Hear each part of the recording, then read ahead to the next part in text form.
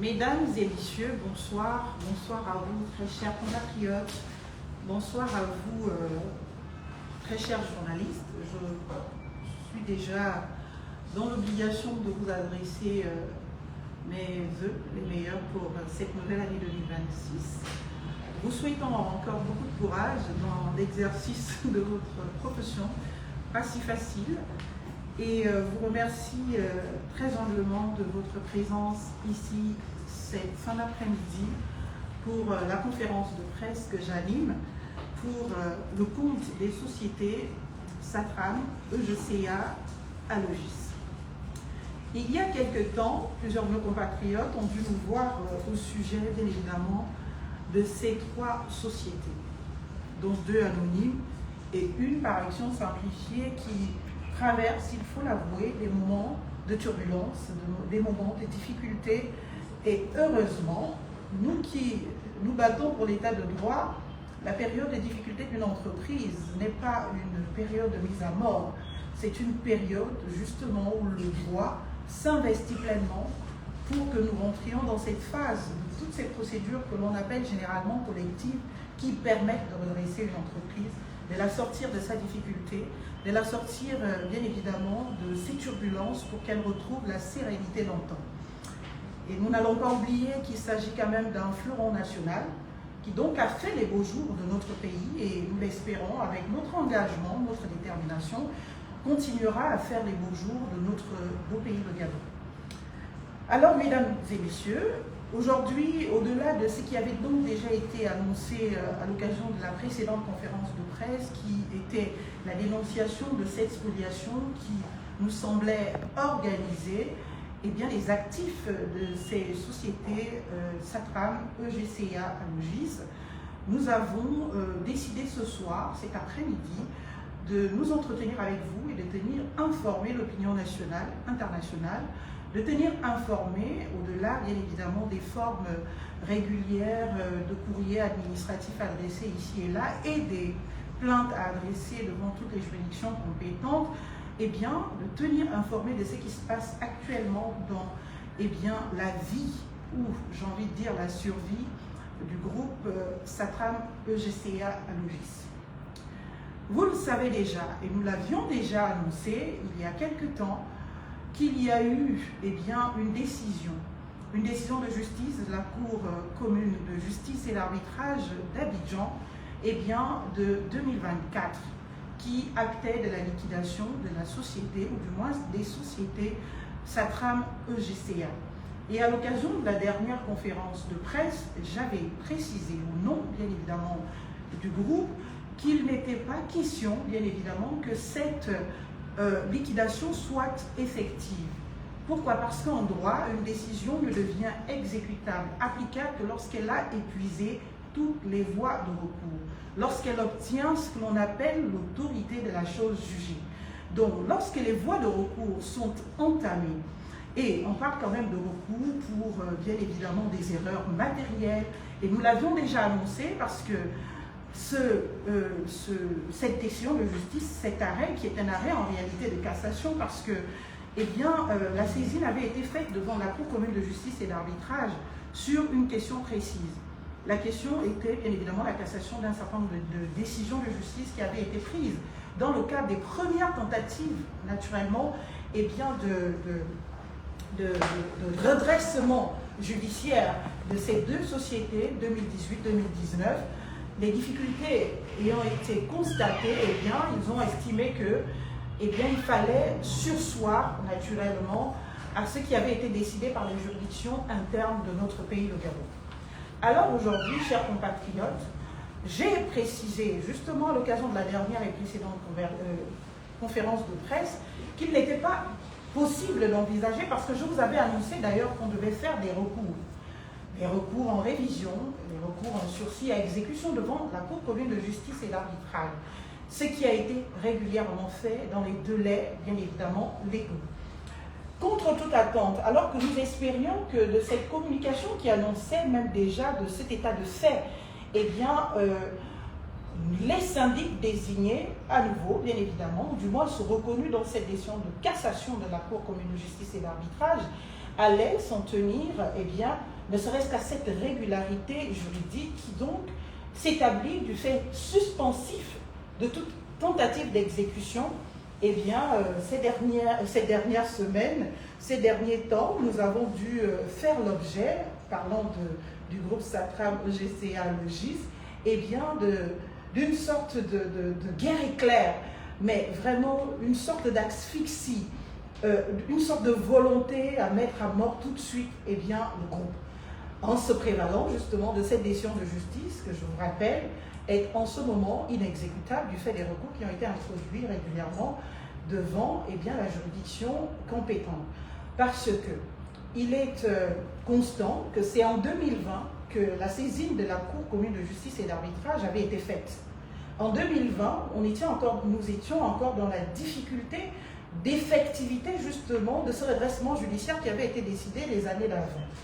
Et donc en 2021, les créanciers, les actionnaires et même les créanciers super privilégiés comme les salariés et tous ceux, bien évidemment, liés toujours par l'entreprise au-delà de leur départ parce que leurs droits ne sont pas encore jusqu'à ce jour recouverts ou recouvrés, eh bien ce qui s'est passé, c'est que en 2021, il y a eu encore cette AG qui a conduit à l'élaboration, l'écriture d'un concordat le 6 septembre 2021. Le 6 septembre 2021, donc ce concordat a été fait et je crois le 17 septembre, il a été homologué par le tribunal de Port-Gentil. Donc ce qui donne force exécutoire, bien évidemment, pour la poursuite des activités et de la vie de l'entreprise à cet instrument ô combien, bien évidemment, incontestable.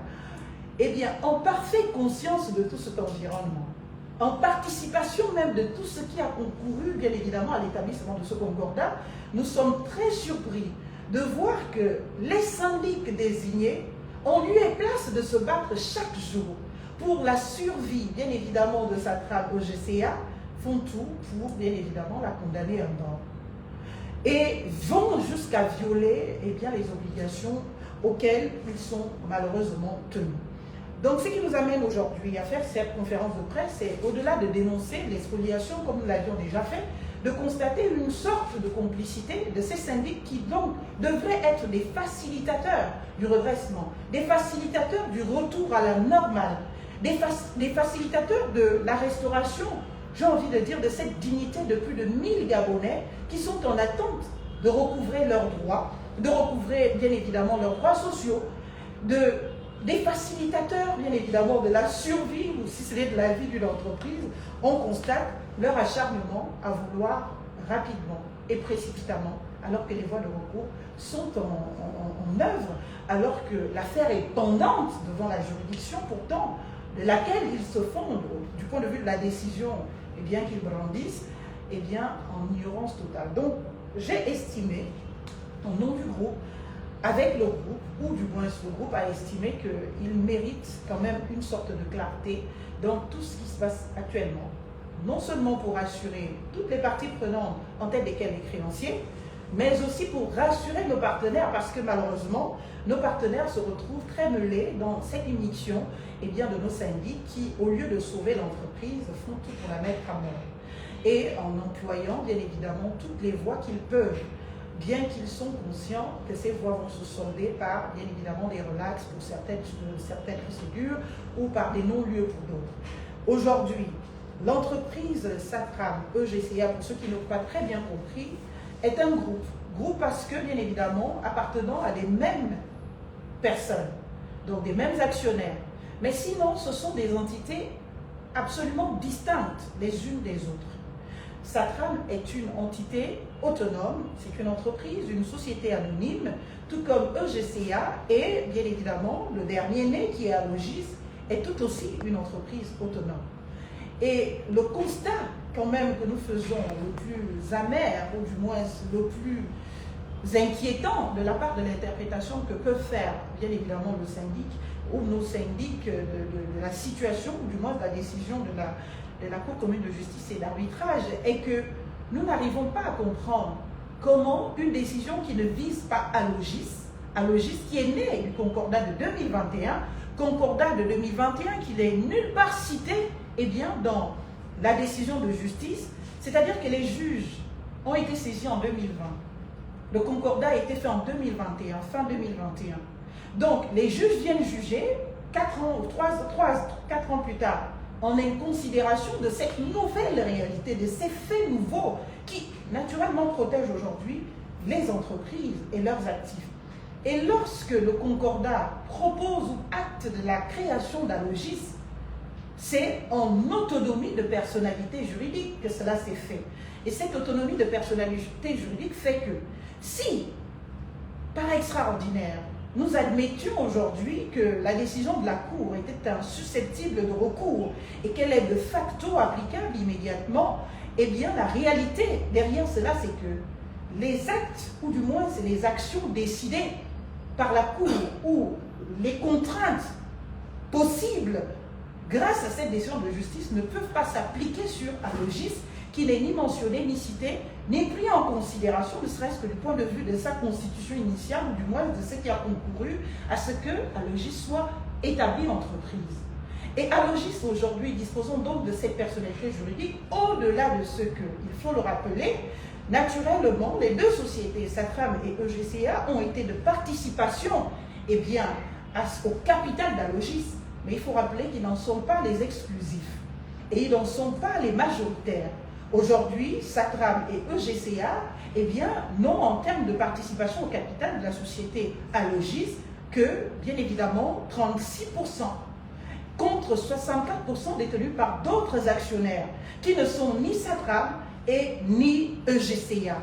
Alors, je ne comprends pas. Si même eh bien, nos syndics disposaient d'une décision de justice leur donnant eh bien, l'opportunité de cette exécution au-delà de toutes les voies de recours, eh bien, ils ne peuvent pas disposer du capital d'une entreprise dont ils ne détiennent pas la participation leur donnant capacité de contrôle.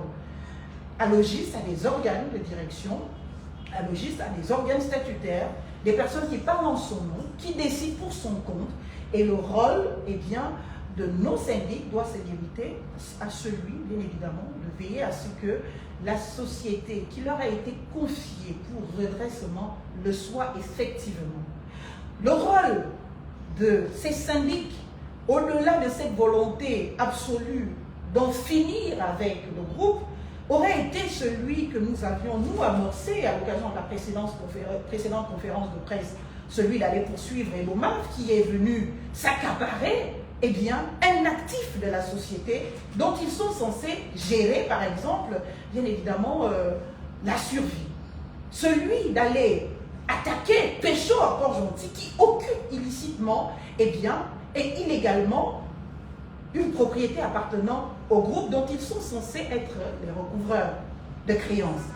D'aller s'attaquer même à l'OPRAG qui, justement, impose cette confusion dans l'interprétation de ce qui peut être, bien évidemment, constitutif de droit, de principe de droit acquis, parce que l'entreprise Satram a accédé à des propriétés et son propriétaire tout aussi distinctement a accédé à des propriétés avant la loi de 2010-2011, qui donc aujourd'hui interdit maintenant aux personnes privées et autres d'avoir accès à des propriétés aux alentours des mers, pour vraiment expliquer ça en termes simples. Aujourd'hui, ceux qui donc ont acquis des terrains avant cette loi, eh bien, ne peuvent pas être concernés par la nouvelle loi parce que le principe de la rétroactivité ne peut s'appliquer en ce sens qu'il viendrait restreindre et condamner ceux qui donc étaient déjà établis dans un certain nombre de droits auxquels ils ont accédé régulièrement. Le rôle du syndic aurait donc été celui-là, de dire qu'on m'a donné une entreprise à sauver. Et cette entreprise-là, je la sauve en allant courir derrière ceux qui doivent à cette entreprise, derrière les légionnaires de cette entreprise, derrière toute personne qui complote ou toute personne qui commet des actes et des actions qui sont de nature à plomber davantage l'entreprise dont ils ont la responsabilité de la sauvegarde. Malheureusement, le syndic se comporte en toute indifférence de son rôle principal, en toute indifférence, mais en complicité avec tous les actes que nous dénoncions déjà dès le départ. Mais je voudrais rappeler, chers compatriotes, que l'état de droit, pour ceux qui me connaissent un peu au-delà de ma profession de conseil juridique, l'état de droit ne se décrète pas. Ce ne sont pas de beaux discours, ce ne sont pas de belles paroles. Nos politiques peuvent le rappeler tous les jours, tant que chacun de nous, acteurs de cette société que l'on appelle le Gabon, auxiliaires de justice, journalistes que vous êtes et tous les autres compatriotes qui participent à la vie de la nation, ne nous engageons pas à faire respecter l'ordre. L'état de droit, donc, est le socle de la restauration des institutions de la République, vous le savez, et donc postule de la soumission de tous devant la loi. Ce n'est pas parce qu'on est auxiliaire de justice, je le suis, qu'on va s'arroger les prérogatives qui vont au-delà du mandat que l'on a reçu, qui vont au-delà, bien évidemment, du pouvoir que l'on a. On doit rester les premiers respectueux de l'ordre public. Et respecter l'ordre public, c'est le respect des procédures. C'est de ne pas les bâcler. C'est de ne pas créer des situations d'arbitraire, surtout à l'endroit de ceux que nous sommes censés protéger. Nous faisons cette communication aujourd'hui parce que nous espérons, enfin pas que nous espérons, nous estimons que, eh bien, les syndics ont failli à leurs obligations. Ils ont failli à l'obligation de neutralité et de diligence. Parce que ce sont des obligations qui leur incombent conformément, bien évidemment, au droit OHADA, qui les crée, qui leur donne pleine compétence à intervenir dans ce genre de procédure. En vertu donc de ce droit OHADA, les syndics ou le syndic est investi d'une mission de service public. Il a l'obligation impérieuse de préserver l'outil de production, d'agir dans l'intérêt de la masse et, bien évidemment, d'agir conformément dans une loyauté procédurale infaillible. Mais aussi, il faut rappeler que ce n'est pas parce qu'on est syndic, ce n'est pas parce qu'on est auxiliaire de justice, eh bien, que l'on ne peut pas engager sa responsabilité personnelle. Et cette responsabilité personnelle, elle s'engage civilement et pénalement. Et lorsqu'on constate que des actes sont commis à l'encontre de ceux que nous sommes censés protéger, sur des motifs que j'estime fallacieux, parce que ne renfermant pas de rigueur intellectuelle du point de vue de la qualification juridique de certains faits et de certains actes, bien évidemment, devant l'évidence que l'on expliquerait à n'importe qui et n'importe qui le comprendrait, je vous parlais tantôt du caractère autonome de la personnalité juridique de la société par action simplifiée à Logis, que l'on pense que parce qu'on a une décision de justice qui parle de SATRAM et de EGCA et que les deux ayant concouru ou ayant participé au capital, bien évidemment de Alogis, on peut donc s'arroger les prérogatives de considérer que la décision de justice ainsi rendue s'applique automatiquement à Alogis et donc on s'estime le droit de pouvoir saisir les biens d'Alogis, on s'estime le droit de faire des actes commerciaux, non plus des actes judiciaires, commerciaux, c'est-à-dire on va aller écrire à des partenaires d'Alogis pour leur dire, ben attendez, les contrats que vous avez avec Alogis, là, ne vous inquiétez pas, gardez-les bien au chaud. Mais je vais vous amener d'autres partenaires qui vont exécuter exactement les mêmes contrats. Je vous le caricature comme ça, mais c'est exactement le cas. Les syndics se sont permis de s'adresser directement, alors qu'ils n'en ont pas le droit, à des partenaires comme Comilog, bien évidemment, et de Alogis, en leur faisant même des propositions de substitution de prestataires. Je ne sais pas si on est dans un État qui se veut de droit, ou qui se conçoit de droit, ou qui se pense de droit. J'ai envie de comprendre.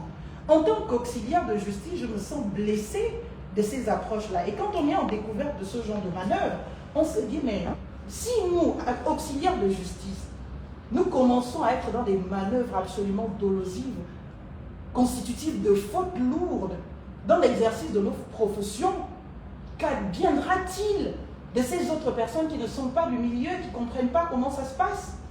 Qu'adviendra-t-il de ces autres Gabonais qui ont des entreprises, qui traversent exactement les mêmes difficultés, qui malheureusement n'ont peut-être pas la lucidité ou le courage ou les moyens de s'offrir des cabinets de conseil qui seront en capacité de préserver leurs intérêts? Vous imaginez bien que si Alogis acceptait bien, de se laisser faire, il y a longtemps que nous ne serions même pas dans ces locaux aujourd'hui. Il y a longtemps que tout serait aujourd'hui arraché. Mais non, nous ne sommes pas dans un état de non-droit. Je veux m'en convaincre.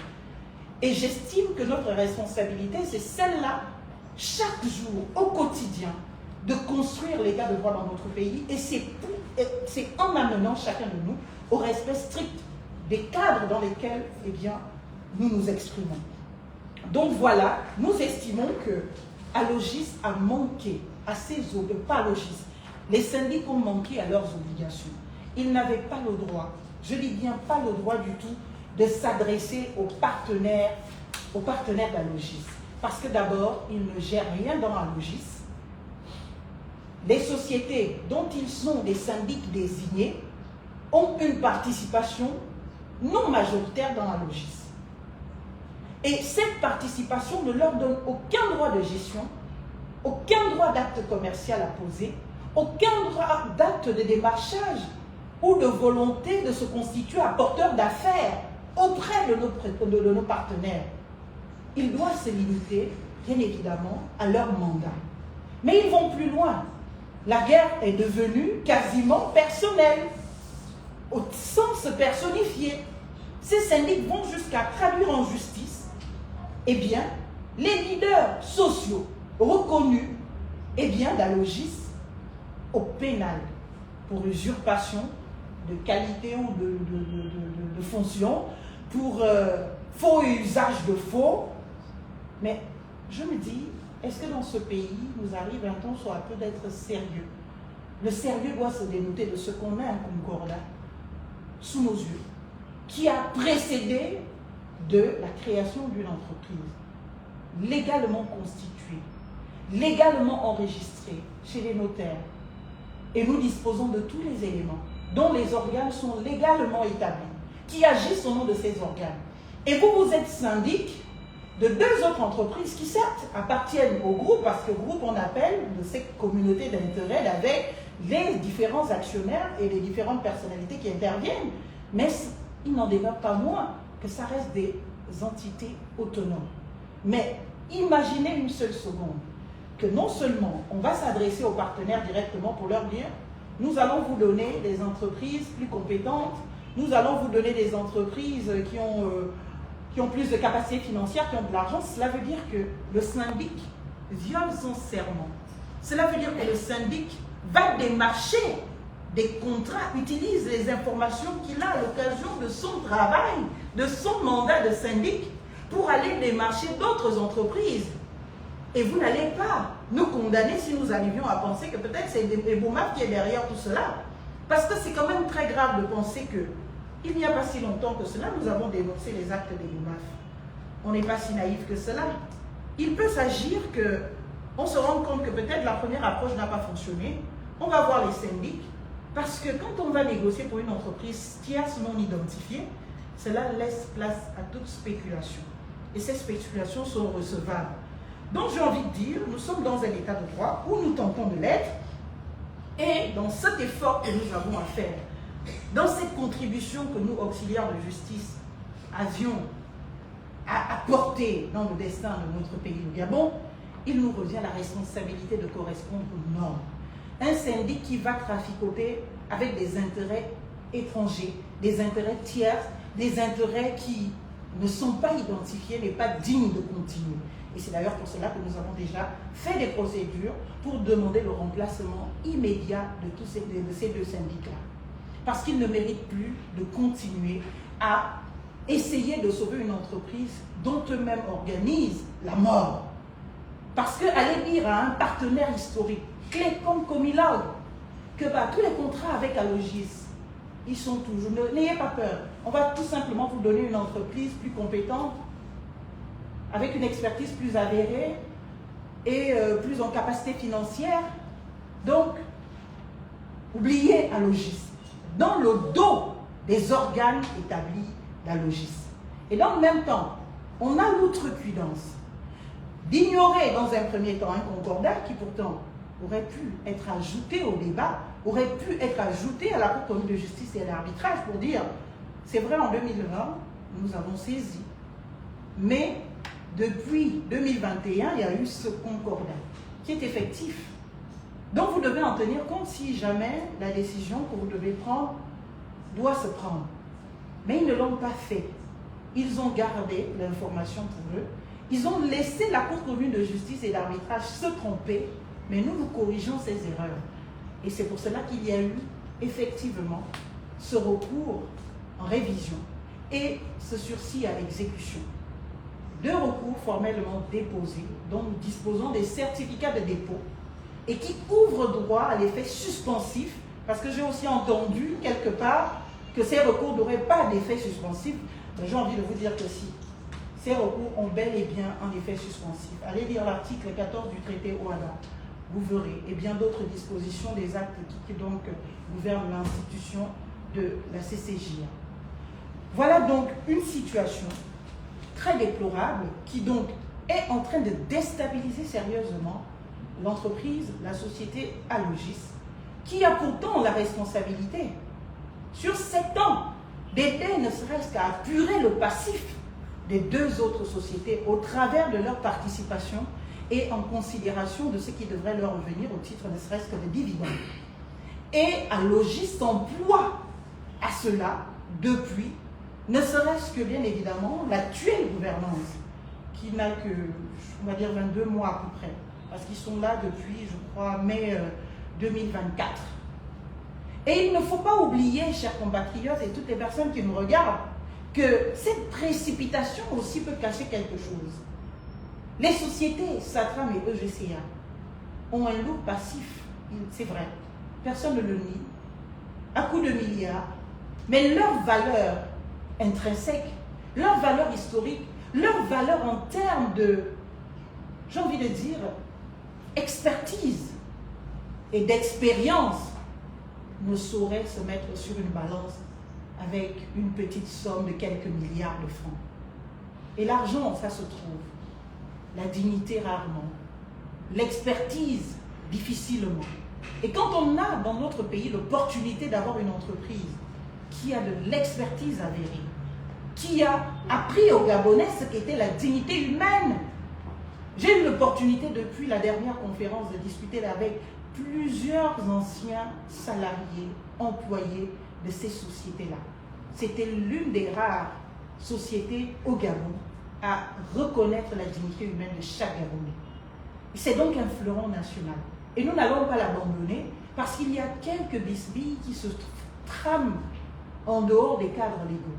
Et c'est pour cela que cette conférence devait se faire, pour dire à nos partenaires, à vous tous qui recevez des actes des syndics, sachez qu'ils n'ont aucun droit de s'adresser à vous. Parce que vous êtes en relation avec la société Allogis. Et qu'ils n'ont aucun mandat, je dis bien aucun mandat, d'intervenir dans le cadre des activités de la société Allogis. Et même si la décision de justice, qui est en attente, bien évidemment, de réaction de la Cour commune de justice et d'arbitrage, j'entends, eh bien, les actifs d'Allogis ne peuvent pas se retrouver accaparés. Et l'erreur fatale commise par nos syndics, c'est de commettre un communiqué de presse à l'Union pour justement dire que tous les partenaires et consorts, bien évidemment, d'Allogis, sachez que vous ne pouvez plus continuer. Les biens d'Allogis nous appartiennent à nous, syndics, parce que c'est nous qui devons en disposer. Mais ce n'est pas vrai. Non seulement c'est un mensonge, mais en plus de cela, c'est irresponsable. Et cela est contre les intérêts, parce que cela constitue le dénigrement même, qui porte donc atteinte à l'image de marque d'Allogis. Et on ne peut pas ainsi se comporter comme si, bien évidemment, nous évoluions dans un environnement d'absolu non-droit. Chers compatriotes, Allogis est une entreprise autonome, distincte au-delà de ce qu'on les considère de par les relations entretenues et de par, bien évidemment, ce qui a justifié de sa création avec Satram et EGCA. Mais Allogis se bat non seulement pour permettre à Satram et EGCA de régler leurs problèmes, de revenir sereinement sur le marché du travail et sur la considération de fierté économique pour notre pays au Gabon. Et au-delà de cela, ça constitue encore une entreprise de ses actionnaires et qui doivent vivre dignement de cet actionnariat. Donc dire qu'aujourd'hui, les syndics auraient une quelconque compétence à s'ingérer, à s'immiscer dans la gestion même, eh bien, d'Alogis est illégal, au-delà d'être un mensonge. Et les voies légales sont entreprises simultanément de cette conférence de presse depuis le matin pour non seulement faire valoir les droits d'Alogis, mais aussi faire valoir les droits de Sacram EGCA. Et dire clairement à nos très chers syndics, qui sont nos très chers compatriotes, que nous n'allons pas nous laisser faire. Et s'il faut aller jusqu'à engager leur responsabilité civile et pénale, nous allons le faire. Je ne dis même pas s'il faut aller, parce que nous l'avons déjà fait. Nous avons fait des correspondants, des courriers, des plaintes dans ce sens. Et nous espérons vous revenir pour vous faire le point de cela. Parce que nous avons eu un petit temps mort. Quand on engage une communication de telle nature, il faut que nous revenions pour édifier le peuple gabonais sur les suites, bien évidemment, des actions, pour peut-être aussi rassurer ces autres personnes qui voudraient venir au Gabon investir. De leur dire que c'est possible qu'au Gabon, eh bien, même si on est victime d'un certain nombre d'incohérences judiciaires, d'actes parfois constitutifs d'un certain nombre de manœuvres peu loyales, si on se bat, on se défend, on rétablit ses droits et on revient sur les rails. Donc, le Gabon est finalement un État où l'on peut investir sereinement et en toute sécurité. Et nous avons besoin de cela aujourd'hui. Nous n'avons pas besoin de faire fuir tout investisseur sérieux de notre pays au seul motif qu'il n'y a pas d'état de droit au Gabon et qu'on ne respecte pas la liberté d'entreprendre, la liberté économique, on ne respecte pas les droits des entreprises. Et une entreprise en difficulté au Gabon est une entreprise qui doit mourir. Donc nous rappelons à nos partenaires que le groupe Sacram, EGCA Alogis, confirme de sa pleine validité et de la pleine validité de son management actuel. Les allégations de reprise par une société tierce formulées par certains mandataires, dont c'est le syndic, sont juridiquement infondées et constituent une manœuvre de déstabilisation que nous combattons juridiquement et même au-delà de cette communication. Il faut donc retenir que nous mettons aujourd'hui, au-delà de le faire formellement, d'entreprises au travers de leur conseil que je suis, Maître Marlène Fabienne Soleil-Fintable, conseil juridique près les juridictions et institutions du Gabon, au-delà de le faire, eh bien, de toujours continuer les voies judiciaires et nous les mettons en demeure en leur interdisant absolument toutes ces manœuvres dolosives, de déstabilisation, qui nous est honte tous, nous, en tant qu'acteurs, eh bien, en tant qu'auxiliaires de justice, en tant qu'acteurs de l'état de droit. Et nous demandons, eh bien, à ces syndics de cesser tout trouble manifestement illicite, comme ils en ont eu l'habitude, ces quelques semaines, les plaintes pénales qui ne sont d'aucune qualification à retenir. Et au-delà de tout, j'ai même voulu m'essayer au travers de toutes ces récriminations, jouer à un petit jeu du point de vue infractionnel et des qualifications dans leurs allégations devant le procureur de la République sur deux individus et non plus sur la société. Ils poursuivent la direction actuelle, j'ai envie de dire, sur l'infraction de non-exécution d'une décision de justice. Je viens de vous le dire, une décision de justice qui n'a pas encore atteint ou obtenu l'autorité de la chose jugée ne peut pas être l'objet d'une poursuite en justice pour non-exécution d'une décision de justice, parce qu'on n'exécute pas une décision de justice en procédure. Elle est encore en procédure. Et bien sur cette allégation, du moins sur cette tentative de constitution d'infraction, il faut dire qu'elle n'est pas constituée. Sur l'infraction d'usurpation de titres et de fonctions, il faut tout simplement rappeler que l'usurpation suppose l'exercice de fonctions sans titre ou au-delà d'un titre ayant pris fin. La direction actuelle d'Alogis est légalement constituée, fait normalement son travail, et je ne vois pas où est-ce qu'ils sont partis chercher cette usurpation de qualité. Donc il conviendra et ce n'est pas à moi de le dire, la justice l'établira, bien évidemment, de dire que cette infraction ne peut être qualifiée, constituée. Au travers de tous les éléments, j'ai fait un petit travail, peut-être je leur enverrai copie, éléments légal, matériel et moral pour constituer finalement si oui ou non les prétentions sont avérées. Et pour finir, sur le faux et l'usage de faux, le faux exige donc une altération de la vérité dans un écrit de nature à causer un préjudice avec une intention frauduleuse. Cette infraction non plus n'est constituée.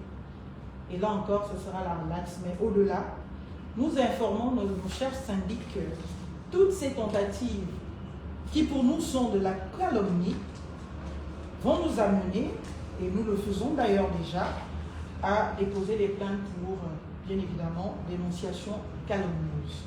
Nous ne pouvons pas laisser faire, Allogis se porte bien, Allogis se bat pour que les deux sociétés mères, ou du moins actionnaires, retrouvent le chemin de leur aisance et de leur déploiement.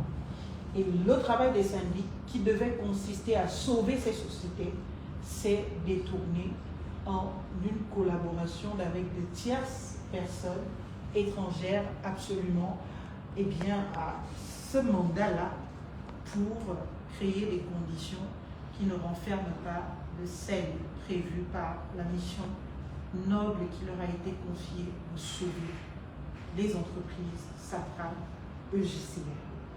Je voudrais donc vous remercier pour votre aimable attention et je reste disponible pour quiconque aura des questions pour la suite en disant, rappelons-nous juste simplement, Allogis est une société en fonctionnement régulier et normal avec une direction qui fonctionne.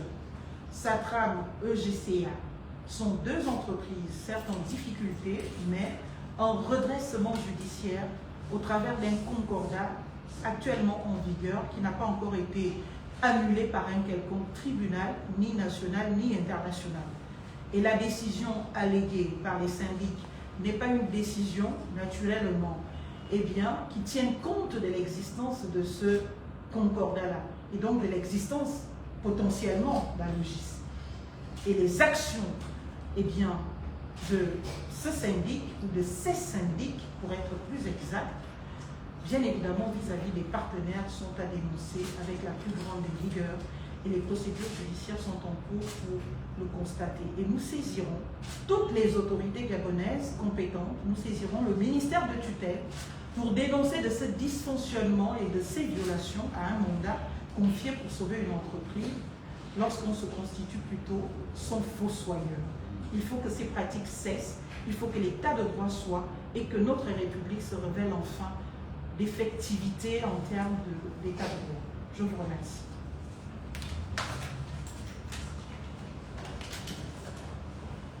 Question, je suis à vous. Alors, Maître Marlène, Yves de la rédaction du Gabon. Vous parlez des syndics. Qui exactement, qui est ce syndic? Est-ce qu'il exerce au sein de Satram ou c'est un syndic qui existe à l'extérieur? Qui sont-ils exactement? Eh bien, ce sont... je vous remercie déjà de la question. Je pense que j'ai manqué de le préciser à l'entame de mon propos. Ce ne sont pas, on ne va pas dire que ce sont des syndics qui exercent au sein de Satram. Comme cela, c'est un peu tiré par les cheveux. En fait, le droit en matière de procédure collective, en matière de redressement d'entreprise, prévoit qu'il y ait des spécialistes auxiliaires de justice qui accompagnent une société en difficulté, avec pour première mission de permettre à cette entreprise de sortir de sa difficulté et de revenir à sa vie normale, et le cas échéant, in extremis, là vraiment, de procéder à la liquidation. Mais ces deux syndics sont des Gabonais, des compatriotes, qui donc sont agrémentés et surtout assermentés, qui sont établis et qui sont reconnus, qui malheureusement ont failli à leur mission, et qui, au lieu de s'acharner dans la première mission qui leur revenait, celle de sauver les entreprises, n'en sont qu'à l'extrême dernière mission qui est celle de constater une liquidation. Mais qu'est-ce qui a été entrepris par ces syndics pour sauver l'entreprise? Parce que c'est le premier rôle d'un syndic. Parce qu'on estime qu'il est spécialiste, bien évidemment, des redressements d'entreprise. On estime qu'il connaît l'entreprise. Et donc, quand on lui donne la responsabilité de redresser, comme son nom l'indique, une entreprise, ce n'est pas de la tuer. Ce n'est pas de se constituer d'une certaine manière complice de ceux qui veulent la mort de cette entreprise, mais c'est de donner de soi pour faire en sorte que l'entreprise qu'on nous a confiée soit réglée. Mais quand on en vient directement à vouloir précipitamment et à tout prix, au travers d'une sorte de blitzkrieg, vous voyez un peu, judiciaire, c'est abusé. Ça veut dire qu'on a failli à notre mission. C'est comme si on devenait syndic pour avoir un portefeuille informationnel en matière de business et d'affaires et de partenariat d'entreprise que l'on va revendre à d'autres entreprises et on se fait donc apporteur d'affaires en lieu et place, bien évidemment, d'un auxiliaire de justice qui vient redresser et mettre sur les rails une entreprise en difficulté. Ces deux syndics, je l'ai dit, sont gabonais. Je crois qu'il y a M. Lendoy et M. Edo. On aura le temps, bien évidemment, d'en reparler si vous le voulez. Mais ce sont des syndics régulièrement assermentés en République gabonaise, mais qui ont failli à leur mission. Il faut le dire publiquement parce qu'ils n'ont pas hésité, eux aussi, eh bien, eux non plus, à communiquer au travers du journal L'Union de ce que eux, ils étaient devenus quasiment les propriétaires d'Alogis et au travers de leur décision de justice qui est, je vous le dis encore une fois, en contestation devant la juridiction compétente. Voilà, j'espère avoir répondu à votre question. D'autres questions? Bonsoir maître, pour expliquer que je travaille pour Pyramide 360. Est-ce qu'Alogis ne fait pas partie de l'oppression? Ok. Est-ce que Alogis ne fait pas partie du redressement? Très bonne question. Je l'ai dit, peut-être un peu exhaustivement. Je vais essayer de le redire brièvement. Alogis ne fait pas partie du redressement. Alogis est la solution du redressement. Quand le redressement se décide en 2021, le 6 septembre 2021, il est dit que les deux sociétés, EGCA eh bien, et Satram, sont en difficulté, certainement. Il y avait même déjà eu des tentatives de redressement préalable qui n'ont pas abouti. D'où cette énième solution d'un nouveau redressement au travers, là, cette fois, d'un concordat, qui donc a une valeur beaucoup plus importante que tous les accords qui auraient pu se faire. Un concordat dont nous disposons tout aussi, eh bien, d'un jugement d'homologation, pour dire sa force exécutoire. Et il est exécuté, financé, en fonction, en marche depuis 2021. Alors, Alogis s'est présenté alors comme une solution. Ce qui a été décidé, c'est de dire, vu que les deux sociétés sont gravement en difficulté, on va avoir du mal à les redresser de par elles-mêmes.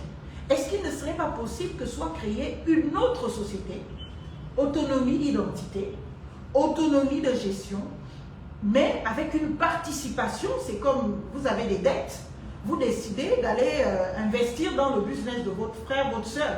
Ce n'est pas parce que vous avez des dettes qu'on va vous dire que celui à qui vous devez va directement aller prendre les actifs d'une entreprise qui appartient à quelqu'un dans qui vous avez investi et qui ne doit pas normalement avoir un quelconque lien avec, bien évidemment, la personne à qui vous vous devez.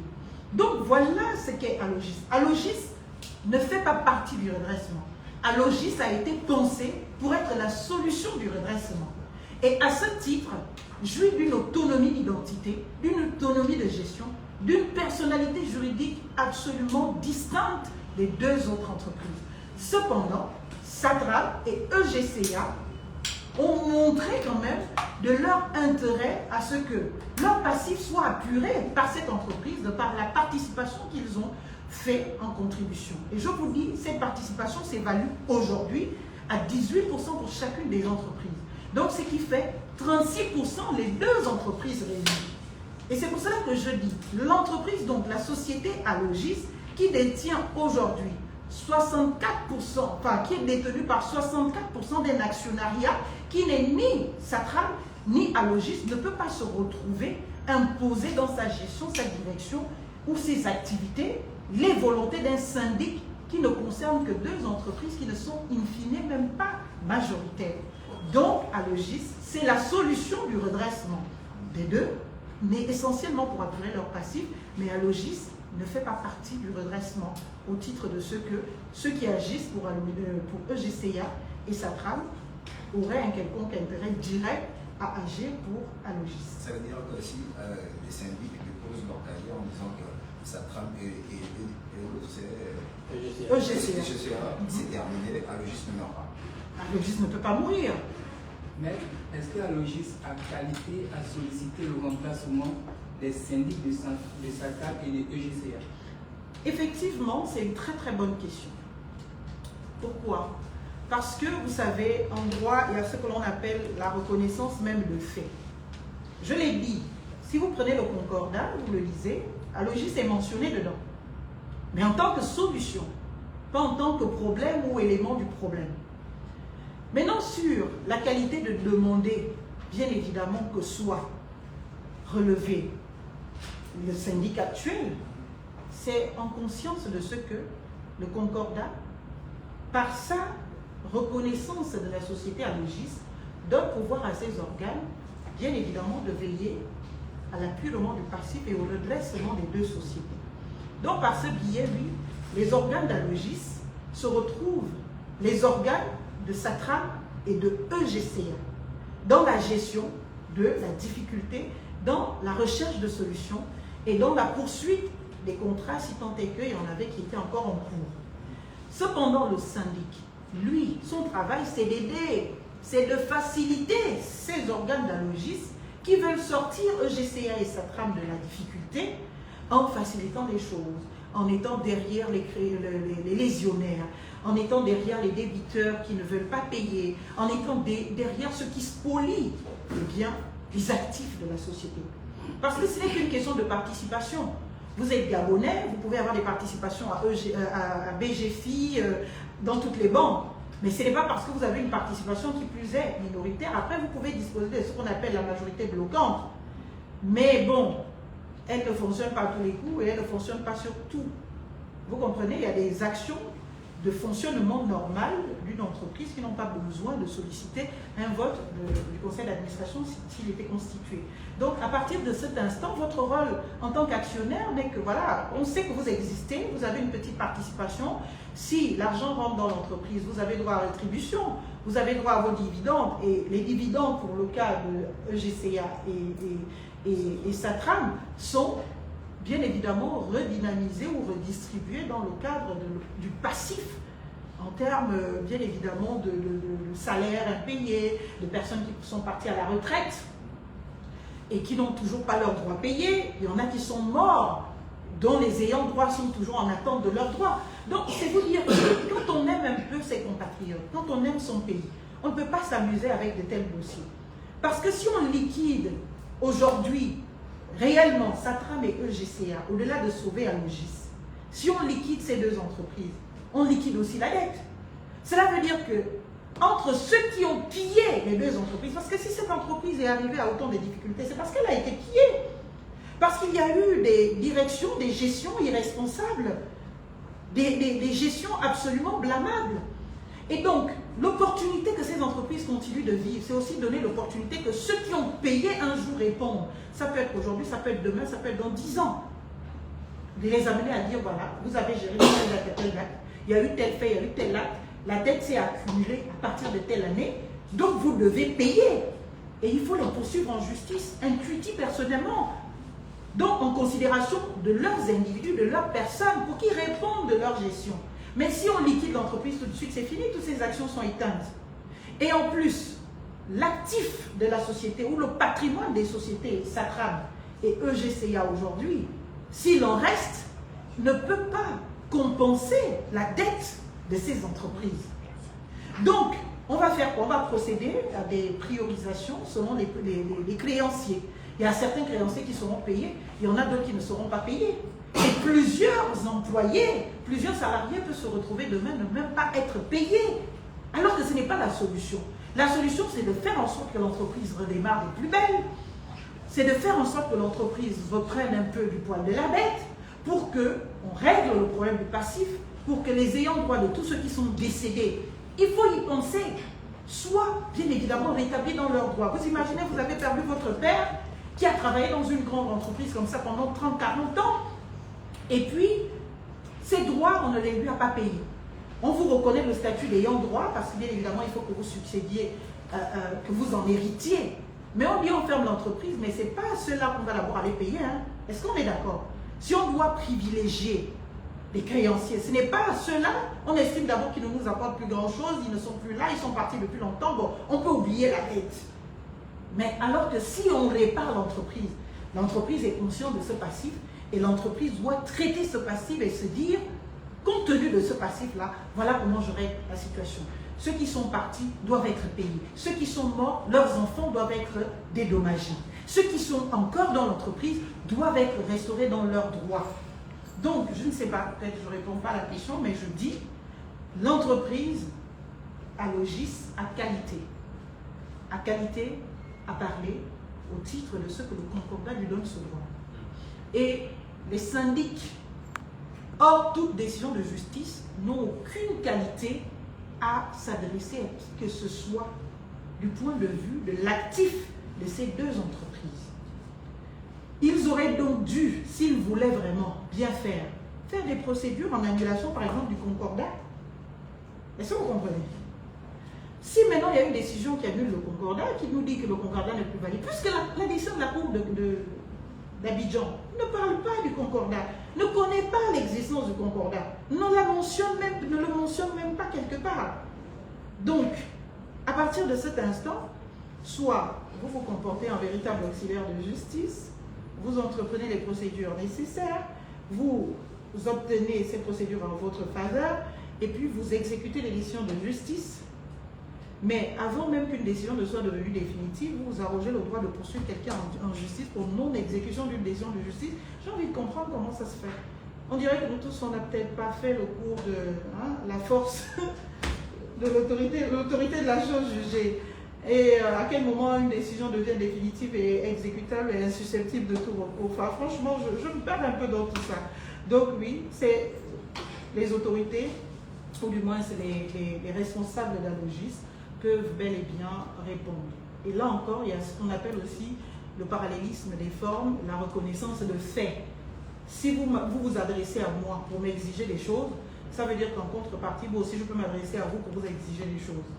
Et donc, comme ils se sont adressés aux responsables actuels de la Logis pour dire, on veut faire l'AG, d'ailleurs il y a eu une décision de justice là récemment, où ils demandaient de faire rapidement l'AG pour procéder justement à la liquidation et tout ça. La décision était à la faveur du groupe Satram EGCA. Vous voyez, notre justice, elle ne fonctionne pas tous les jours, mais quand on force un peu et qu'on se bat, elle fonctionne. Elle fonctionne, donc nous, on doit encourager nos magistrats, on doit encourager nos officiers de police judiciaire. Nous devons leur dire qu'ils n'ont pas à avoir peur, parce que vous imaginez bien quand mon directeur général ou le président m'appelle pour me dire que je suis interpellé au B2, pour être entendu sur une plainte portée par un syndic pour usurpation de qualité. Enfin, je suis gênée. Je suis gênée, mais je me dis, bah, s'ils ont été saisis, les autorités vont faire leur travail, mais il faut que ce travail se fasse avec beaucoup plus d'efficience. Normalement, on n'envoie même pas, on appelle comment? On n'envoie même pas en commission rogatoire ou en enquête déjà une affaire de cette nature, rien que par le biais de la qualification d'infraction. Quand le procureur reçoit et regarde les infractions qui sont reprochées, il connaît les mécanismes de qualification d'infraction, il trouve bien qu'il n'y a pas de qualification in fine, bah, il n'y a pas besoin d'aller loin. Il n'y a pas besoin de perturber l'activité d'un dirigeant d'entreprise qui se bat chaque matin, chaque jour, qui ne dort pas, pour essayer de trouver des voies et moyens afin de sauver les deux entreprises, Satram et EGCA. Voilà. Maître, en début de la première, oui. Est-ce que c'est une situation qui fragilise la mise en place de l'état de droit? Et est-ce que ce n'est pas aussi un problème politique? Parce qu'à même vos propos, on comprend que le terrain judiciaire peut-être est en train de plaider. Finalement, est-ce que cette situation fragilise la mise en place de l'état de droit? Et est-ce que ce n'est pas un problème politique? est-ce que cette situation fragilise dans notre pays la mise en place de l'état de droit? Est-ce que ce n'est pas un problème politique? Ce sont des questions très intéressantes et que je pense que tout Gabonais serait amené à se poser face à tout le récit que je vous fais de cette histoire depuis quelque temps déjà. En ce qui concerne l'état de droit, absolument, je vais vous le dire, et davantage parce que nous sommes auxiliaires de justice. C'est-à-dire que au-delà de défendre les intérêts de nos clients ou la cause de nos clients, nous avons la responsabilité morale d'agrément ou de serment et même intellectuelle, eh bien, de ne pas faire ce que ne nous commande pas l'ordre public. Et l'ordre public, c'est l'ensemble des règles qui organisent la vie d'une société. Les lois, les règlements, les textes internationaux qui interviennent au Gabon. On a parlé de l'OHADA, on a parlé de l'acte uniforme, etc. C'est ça notre ordre public. Donc quand on agit, on ne va pas agir en s'isolant d'un certain nombre d'éléments qui peuvent être pour nous contraignants du point de vue de ce qu'on a envie d'avoir. Parce que bien évidemment, ça ne participe pas de nos prétentions. On va ignorer, non. L'ordre public, c'est l'ensemble. Et un juriste doit maîtriser tout l'environnement juridique d'une affaire avant de s'aventurer. Il est vrai que nous défendons des causes, nous défendons nos clients, mais nous ne pouvons pas faire ces défenses en dehors du cadre juridique, en dehors du cadre légal. Et quand le justiciable lambda voit comment nous, auxiliaires de justice, on se comporte exactement comme parfois de petits voyous de quartier, excusez-moi l'expression, parce que ça n'a rien à voir avec le droit, tout ce qu'on vient de dire là. Mais bien évidemment que ce Gabonais lambda ne va plus avoir foi en une éventuelle possibilité pour nous d'être un état de droit. Parce qu'ils vont estimer que si même nous-mêmes, qui sommes censés connaître la loi, le droit et rester fidèles à nos engagements, à nos obligations de neutralité, d'impartialité, parce qu'ils font preuve de partialité avérée. Et nous en avons la preuve, et nous l'avons joint même dans le document, dans les différentes plaides qui sont adressées aux juges commissaires, au président du tribunal, au procureur de la République, pour ce qui est des faits constitutifs d'infraction pénale, d'infraction. Donc, vous voyez, je suis d'accord avec vous. J'ai envie de répondre par l'affirmative que oui, cet état de fait, malheureusement, consacre de l'ineffectivité de l'état de droit et nous empêche d'espérer demain devenir véritablement un état de droit. Mais il ne faut pas qu'on abandonne, il faut qu'on se batte. Ils ont fait, ça aurait pu marcher, et il y en a qui procèdent par bluff et qui réussissent des affaires comme ça. Si en face on n'a pas quelqu'un de assez un peu, vous voyez, pour contrecarrer, bah, il a gagné son affaire, c'est parti. Et je pense que l'objectif de nos syndics aujourd'hui n'est pas celui de l'état de droit. Leur objectif, c'est d'en finir avec cette affaire et peut-être d'être payés après la résolution du conflit et passer à autre chose.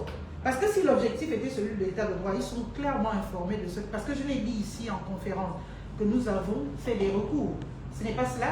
Devant la CCJA, en connaissance de cela, et je l'ai dit, ces recours sont suspensifs. On ne peut pas s'engager dans des tractations dans lesquelles ils sont. Est-ce que le problème est politique? J'ai envie de dire que dans notre pays, malheureusement ou heureusement, tout est politique. Malheureusement ou heureusement. Après, si on agit en tant qu'actrice de l'état de droit ou défenderesse même de l'état de droit, on ne va pas aller s'immoler ou se cacher dans ce carcan politique pour expliquer les choses de droit. S'il y a des influences politiques, eh bien, je l'entends, mais je voudrais que ces influences politiques, désormais, agissent dans l'intérêt de la nation gabonaise. Je le dis encore une fois, nous sommes un pays en soif de développement. Un pays où on s'est tous consacrés des bâtisseurs. Quand des syndics se comportent en fossoyeurs, on lui est place de se comporter en bâtisseur, parce que si on n'arrive pas à sauver une entreprise, ça veut dire qu'on ne bâtit pas. Et le message que ce genre de situation envoie à l'international, c'est lequel? Ne venez pas au Gabon. Ne venez pas investir au Gabon, parce qu'au Gabon, malheureusement, il y a pas l'état de droit. Et ça, c'est un danger pour notre pays. Et c'est pour cela qu'en tant que Gabonais, vous journalistes, nous autres auxiliaires de justice et tous citoyens, nous devons nous lever contre ce genre d'acte et dire que quand quelqu'un fait mal, qui qu'il soit, on doit pouvoir lui dire coco. là tu es allé un peu trop loin. Reviens un peu sur les règles. Et s'il faut le désavouer, s'il faut faire en sorte que, bien évidemment, il dépose son écharpe de responsabilité, peut-être trop grande pour lui, il faut en arriver là. Il faut arriver à des condamnations. Et ça va rassurer l'environnement économique. Et tout Gabonais ou tout étranger qui voudrait venir mettre de son argent au Gabon saura que je suis protégé. Je pars, je me prépare. Je m'entoure de conseils qui connaissent. Et quand je suis en activité, si jamais je subis des injustices, eh bien, je vais me battre pour mes droits. Ça se passe comme ça dans tous les États du monde. Même dans toutes les grandes démocraties, dans tous les grands États de droit. Sinon, il n'y aura pas de métier d'avocat, il n'y aura pas de métier de conseil, il n'y aura pas de problème. Les problèmes sont substantiels à la vie humaine. Partout où il y a des humains, il y aura des problèmes. Il y aura des non-respects, des ineffectivités et autres. Donc voilà un peu, je me dis, peut-être il y a une question politique derrière, mais en responsabilité, j'ai envie de dire, nous n'allons pas nous focaliser dessus. Et si vraiment il y a des influences politiques, je voudrais qu'elles soient à la faveur de Satram, à la faveur de EGCA et surtout, aujourd'hui, à la faveur de Alogis, qui est la solution des problèmes de ces deux entreprises. Quelle alternative pourrait-on donner de ce fait à ces syndics? Vous l'avez dit, est-ce que c'est des fossoyeurs, est-ce que ce sont des oligarques ou des imposteurs? Ou manipulés par des lobbies dans l'ombre? Vous savez, quand on est face à ce genre de situation, les interprétations sont libres. Je ne prendrai pas la responsabilité de ces qualifications. Mais je dis que tout Gabonais, toute personne qui, bien évidemment, en vient à se poser ces questions, a certainement la réponse. Donc je crois que vous avez exactement la réponse à ces manœuvres, malheureusement, que nous condamnons et dénonçons aujourd'hui. Mais, oui. Sam Jordanel, l'unitaire le Gabonais. À l'heure actuelle, Alogis se faisant attaquer, on parle d'une chasse aux marchés commerciaux. Parce que vous parliez tout à l'heure des partenaires comme Providor, sauf que l'on vous en parle. J'aimerais savoir, aujourd'hui, est-ce que vous avez encore la possibilité de garantir aux créanciers de Satram et EGCA l'effectivité du concordat quand on sait d'abord ce concordat est étendu sur une période de 7 ans, ou bien disposez-vous à l'intérieur d'autres leviers tout aussi importants qu'Alogis pour justement venir à redresser les dites sociétés? Écoutez, déjà, je pense que quand on dit que quelqu'un est en difficulté, il n'y a pas une seule solution. Et quand quelqu'un est en difficulté, au-delà de la solution qu'on a prévue, il y a des solutions qu'on peut s'imposer. C'est-à-dire des solutions que la situation et l'environnement nous imposent. Donc, la solution, la première, c'est celle d'Alogis. L'Alogis est l'organe par lequel on peut sauver rapidement. Est-ce que vous comprenez? Rapidement, Satram et EGCA. C'est d'ailleurs l'occasion pour moi de demander à toutes les personnes de bonne volonté de bien vouloir venir dans la participation à Alogis, d'investir. Un petit 100 milliards, c'est rien, on peut mettre ça dans Alogis. Et puis on règle la dette sociale, et puis on se remet sur les rails, et puis tous les Gabonais sont contents, chacun est payé dans ses droits, et puis on peut avoir la capacité à nouveau de recruter les Gabonais, de leur garantir des conditions de vie absolument dignes. Donc la solution, c'est Alogis. Alogis est une entreprise en vie, en fonctionnement autonome, qui ne peut pas subir les turpitudes, les mésaventures des deux autres, parce que sa responsabilité, en fait, son statut, c'est le statut de solution aux difficultés des deux autres. Et donc, on ne peut pas amener en prison quelqu'un qui a envie d'aider celui qui est en train de mourir. Est-ce que vous comprenez? Vous, tout de suite, vous dites, non, je veux aider cette personne qui est en train de mourir là, je vais essayer de la retirer. Et puis on dit, non, comme cette personne qui est en train de mourir là, on devait la tuer, c'est maintenant toi qu'on tue, puisque tu veux essayer de l'aider. Non, ça ne se passe pas comme ça. C'est une solution, ce n'est pas un problème. Et cette solution n'est pas concernée par le redressement.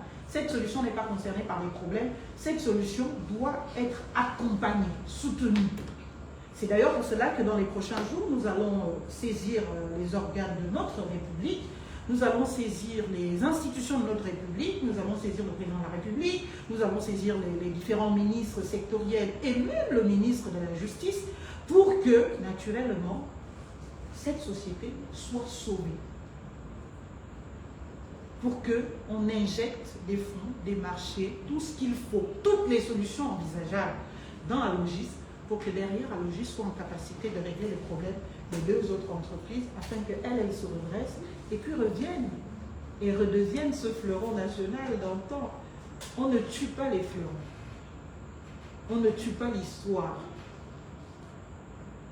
On se la rappelle des plus belles et puis on essaie de faire en sorte qu'elle soit toujours un honneur pour nous tous. Donc, oui, voilà, il n'y a pas qu'une seule solution. La solution du concordat, le levier, comme vous le dites, c'est Alogis. Maintenant, à côté d'Alogis, si quelqu'un sort demain et nous dit, écoutez, la dette de EGCA, là, c'est combien? Oh, c'est un petit, peut-être, on va le dire comme ça, hein, c'est 100 francs, ou c'est 100 milliards. Écoutez, je vous donne 100 milliards et puis vous me réglez ça tout de suite. Oui, mais est-ce qu'on aura encore besoin de passer par Alogis? On dit, bon, il y a quelqu'un qui veut sauver sa trame autonomement, sans passer par Alogis. Mais ce que nous recommandons, c'est de passer par Alogis. Est-ce que vous comprenez? S'il passe par Alogis, Alogis remplit sa part contractuelle du concordat, qui est de sauver, bien évidemment, les deux autres entreprises. Malheureusement, ça ne va pas se faire en se claquant les doigts. Alogis n'est peut-être pas sa trame et n'est pas EGCA, mais encore sur le lot tribut. Et il faut du temps.